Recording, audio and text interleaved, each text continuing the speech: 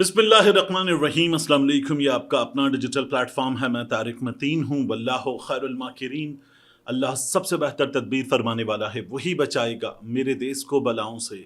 जो बारिश में शजर से घोंसला गिरने नहीं देता, क्योंकि उसकी तदबीर तमाम तदाबीर की इमाम है। एक जानिब हमारे सामने गवर्नमेंट ऑफ पंजाब है। गवर्नमेंट ऑफ पंजाब ने कुछ ग्राफिक्स जारी की हैं और ग्राफिक्स जारी करते हुए बताया कि एहतजाज की आड़ में ये नहीं किया जा सकता, ये नहीं किया जा सकता, ये नहीं किया जा सकता। साद रिजवी का मामला है, तहरीक लब्बैक का मामला है। गवर्नमेंट ऑफ पंजाब क्या कह रही है, उनके ग्राफिक्स क्या हैं, मैं आपके सामने अभी रख देता हूँ। लेकिन सबसे पहले एक अंग्रेजी अखबार ने इंकशाफ किया है और उनका ये कहना है कि लब्बैक के सरबरा साद रिजवी और उनके भाई अनस रिजवी का सुराग लगा लिया गया है। अब मैं इस जुमले पर रुक जाऊं। हमें हुक्काम ने यह बताया कि अगर जख्मी हैं तो इलाज करवाया जाएगा, खुद को कानून के हवाले कर दें, गिरफ्तारी दे दें। ट्रेस कर लिया गया है, ट्रैक कर लिया गया है, टेक्नोलॉजी का इस्तेमाल हुआ है, कहाँ गए, किससे मिले, क्या किया, पता चला लिया गया है। और उस खबर में जो पंजाब पुलिस की जानिब से तमाम अखबारात को, तमाम चैनल्स को एक जैसी खबर दी गई थी, उसमें यह जुमला भी मौजूद था कि गिरफ्तारी 24 घंटों की बात है। ये मफहूम बयान करूं मैं, इस तरह की बात उस खबर में मौजूद थी। अब उस खबर को, उस जुमले को हो गए कोई 5-6 रोज, कोई गिरफ्तारी नहीं हुई कि खुद को हवाले कर दें तो इलाज भी करवा देंगे, वरना क्या होगा। अब अंग्रेजी अखबार ये बताता है, पंजाब हुकूमत के एक सीनियर अहलकार का हवाला देते हुए, कि दोनों भाई मुरीद के क्रैकडाउन के बाद आज़ाद जम्मू कश्मीर फरार हो गए। मुरीद के क्रैकडाउन के बाद आज़ाद जम्मू कश्मीर, मुरीद के से आज़ाद जम्मू कश्मीर जाना, और तरीक़ा क्या बताया गया है कि कानून नाफिज करने वाले इदारों ने एजे के इंतज़ामिया से गिरफ्तारी में ताउन की दरख्वास्त कर दी है।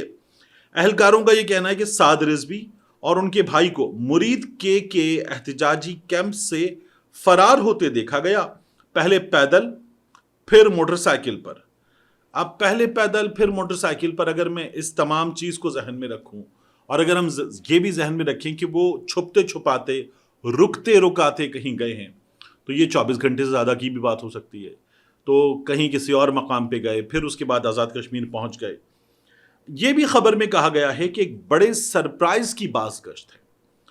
अब बड़ा सरप्राइज एजे के इंतज़ामिया दे देख रहे हैं क्या करना है। और फिर उससे पहले हमें ये इंप्रेशन मिल रहा था, सोर्सेस तो हमें भी ये बता रहे थे सहाफ़ियों को, कि जो साद रिजवी हैं वो तो हिरासत में हैं, और अनस रिजवी के हवाले से कहीं दावा हो रहा था फरार हो गए, कहीं कोई बहुत ही तशवीशनाक बात थी। अब ये पता चल रहा है। तो जो 24 घंटे की बात थी उसमें कुछ नहीं हुआ, अब एक बार फिर सरप्राइज की बाज़गश्त है। तो अजीब व गरीब सूरत हाल है जो साद रिजवी, अनस रिजवी के हवाले से हमारे सामने है। गवर्नमेंट ऑफ पंजाब ने क्या किया है, आप जो ग्राफिक्स देख रहे हैं, तो गवर्नमेंट ऑफ पंजाब ने ट्विटर पे लिखा, पंजाब काबीना की जानिब से तहरीक लब्बैक पर पाबंदी की मंजूरी एक अहम फैसला है। और उसके बाद उन्होंने ग्राफिक्स बना के डाली। अब एहतजाज की आड़ में ना आपकी गाड़ी या मोटरसाइकिल चलाएगा कोई, ना ही पब्लिक ट्रांसपोर्ट को नुकसान पहुंचाया जा सकेगा।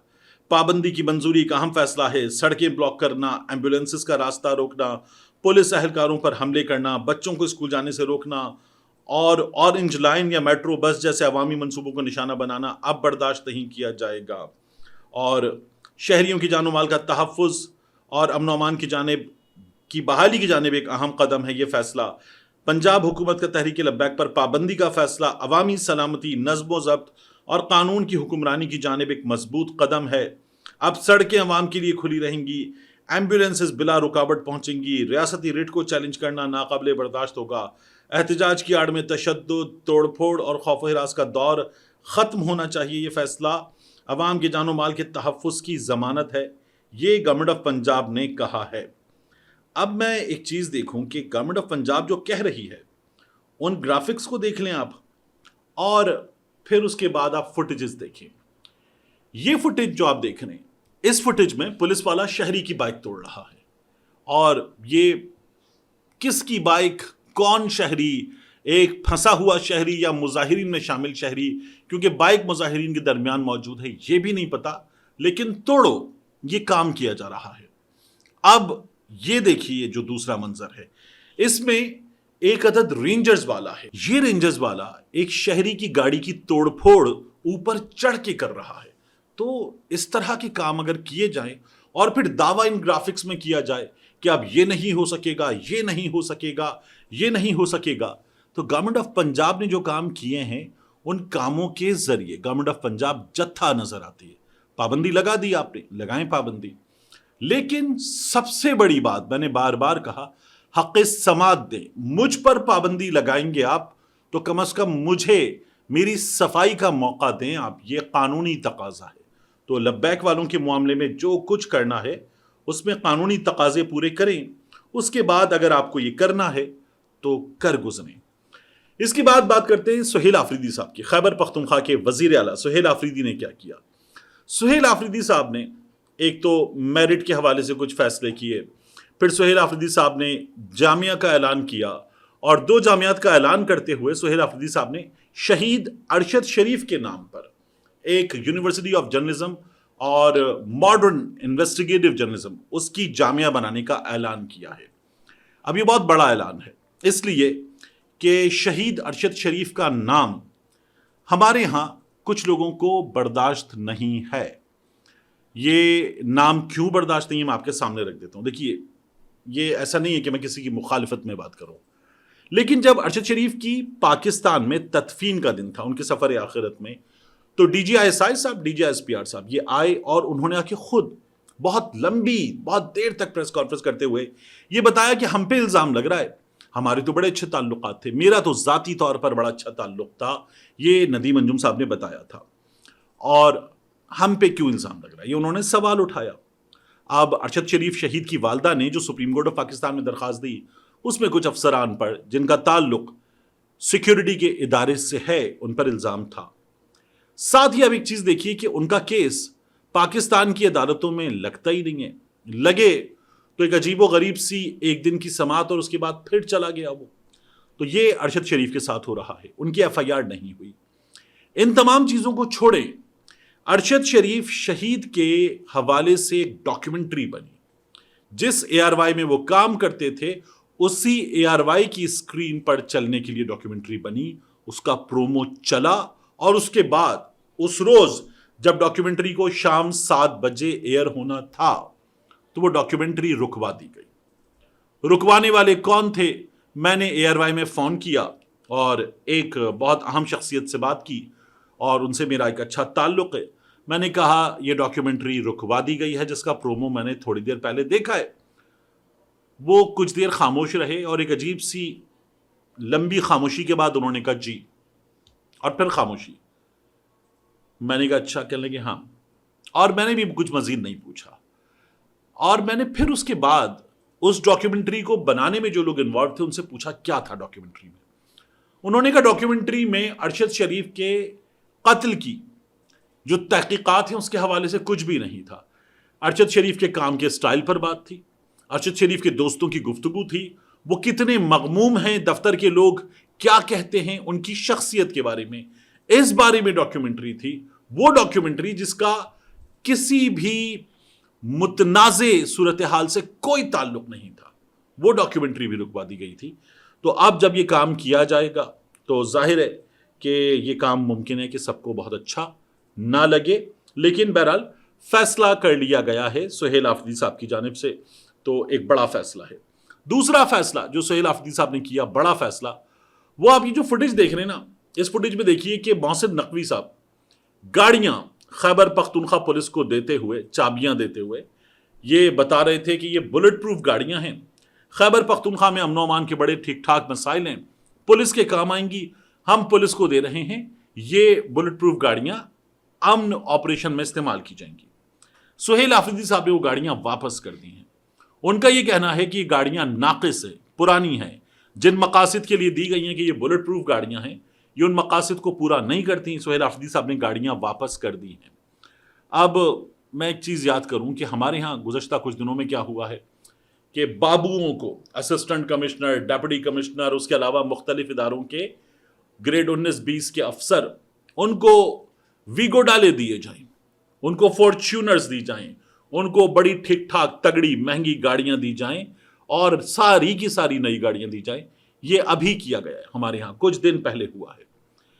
इस तरह के हालात में जब पंजाब में ब्यूरोक्रेसी को आप उनकी मर्जी की नई ब्रांड न्यू गाड़ियां महंगी लेकर देंगे और पुरानी गाड़ियां देंगे, अगर सुहेल आफरीदी साहब की बात दुरुस्त है, पुरानी लेकर देंगे गाड़ियां, तो फिर ये बहुत नाइंसाफी है।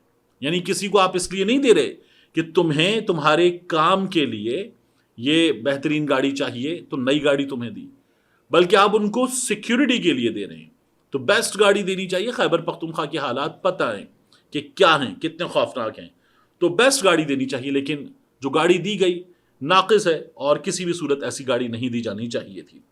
इसके बाद एजाज चौधरी साहब का मामला, शहबाज रिजवी साहब की अदालत में, लाहौर हाई कोर्ट में उनको सजा के खिलाफ अपील की समाअत हुई और वहां पर क्या हुआ, ये जो आप ट्वीट देख रहे हैं मोहम्मद उमैर साहब का, ये बताते हैं कि प्रोसिक्यूशन जिसने सजा दिलवाई, यानी एक वकील साहब हैं, उन्होंने सरकार की नुमाइंदगी करते हुए कहा कि जो एजाज चौधरी हैं ये लोग, इन लोगों ने ये जुर्म किया, मेरा ये केस है, ये सबूत है, ये हमारे पास शवाहिद हैं, इनको सजा दे दी जाए। और फिर एजाज चौधरी साहब के वकील ने वो केस पूरा फाइट किया, अदालत ने सजा दे दी। अब उसमें जब ये सजा के खिलाफ अपील लगी है तो प्रोसिक्यूशन ने क्या कहा, वकील साहब आए, उन्होंने कहा मेरी नुमाइंदगी हुई है, नए वकील साहब है और मुझे तैयारी के लिए वक्त दे दीजिए।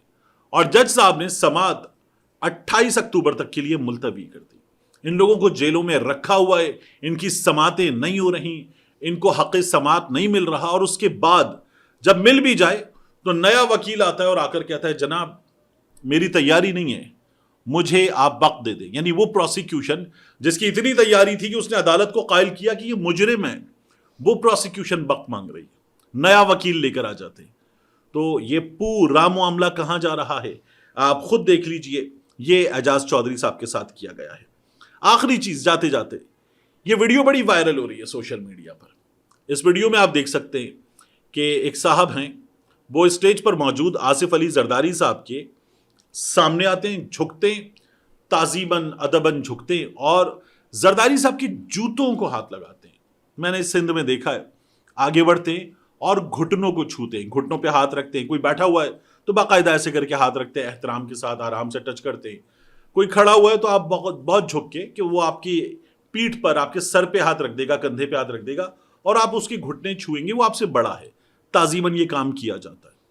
लेकिन ये जो जूता पकड़ के छूना है, ये बड़ा वायरल हो रहा है कि ये क्या हो रहा है और जरदारी साहब इसको रोक क्यों नहीं रहे। बहरहाल जिसका जूता उसकी मर्जी, जिसको जूता छूना है उसकी मर्जी। यहां तो लोग जो है वो जूता चूम भी लेते हैं, जूता पड़ भी जाता है, जूतों में दाल भी बढ़ती है। लेकिन बहरहाल ये जूता छूने वाले की और जूते वाले की मर्जी है। सोशल मीडिया पर जितना जिसको शोर मचाना है मचा ले। ये इन दो लोगों का मामला है कि जिनके पाँव में जूता है और जिनके हाथ में जूता है। मिलते हैं इंशाल्लाह आपसे अगली वीडियो में।